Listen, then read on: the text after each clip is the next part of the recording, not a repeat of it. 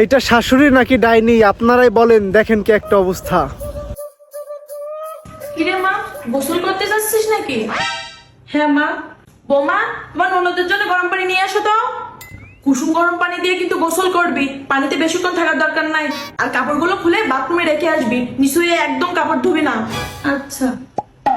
এই নে মা, এই দই মিষ্টি আর ফলগুলো খেয়ে নে। আম্মু, সারাদিন তো খেতেই আসি, আর খেতে ভালো লাগতেছে না। খেতে ভালো লাগতেছে না বললে তো হবে না, এই সময় বেশি বেশি ফল মিষ্টি খেতে হবে। এখন তুই যদি না খাস তাহলে বাচ্চা পুষ্টি হবে কিভাবে? আমার মেয়েটা না খাইতে খাইতে শুকাই যাচ্ছে। মা, আমার পেটে খুব ব্যথা করতেছে, আমি আর সহ্য করতে পারতেছি না, তুমি তাড়াতাড়ি আমাকে ডাক্তারের কাছে নিয়ে চলো। মা, একটু সহ্য কর, আমি দেখতেছি। এই বউ, এই বউ, তাড়াতাড়ি আমাদের ব্যাগ গুছাই দাও। তোর বোনের ব্যথা উঠছে, তুই তাড়াতাড়ি একটা গাড়ি পাঠিয়ে দে।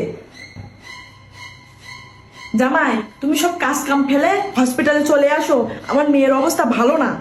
আর তুমি ডাক্তারের সাথে যোগাযোগ করো, আমার মেয়েরে কিন্তু সিজারি করা লাগবে। আমার মেয়ে এইটুকু ব্যথাটা সহ্য করতে পারতেছে না, আর ডেলিভারি পেন কিভাবে সহ্য করবে? টাকা পয়সা যা লাগে সব আমরাই দিব, তুমি সিজারের ব্যবস্থা করো তাড়াতাড়ি।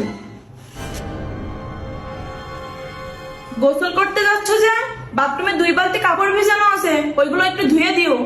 আম্মা, আমার এই অবস্থায় কিভাবে এতগুলো কাপড় ধোবো? আমার নিজের কাপড় ধুতে কষ্ট হয়। শুনো বউ, যত কাজ করবা তত শরীর ভালো থাকবে। আমাদের সময় তো কাজ করতে করতে বাচ্চা হয়ে যাইতো। আস্তে ধীরে কাপড়গুলো বসে ধুয়ে দিও। বৌমা, এই সময় তুমি বেশি বেশি শাকসবজি খাওয়া, আর এই ডিমটা নাও, এখান থেকে অর্ধেক খাও আর অর্ধেকটা রাতে খাওয়ার জন্য রেখে দিও। আম্মা, শাকসবজি একদিন রান্না করে 2-3 দিন ধরে খেতে ভালো লাগে না। আপনি তো আমাকে 3 বেলা ভাত ছাড়া ফলমূল খেতে দেন না। আমি এই অসুস্থ মানুষ, আপনার কি মন চায় না আমাকে ভালো কিছু খেতে দিতে? শোনো বৌমা, কোনো কিছু অতিরিক্ত খাবা ভালো না।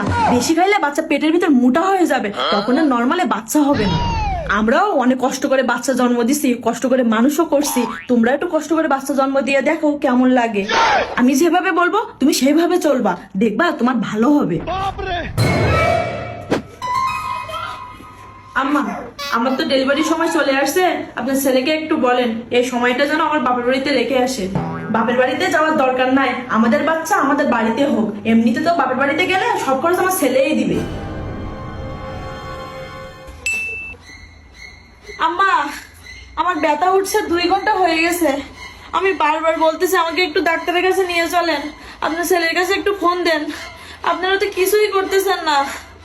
2 ঘন্টা ব্যথা সহ্য করতে তোমার এত কষ্ট হচ্ছে?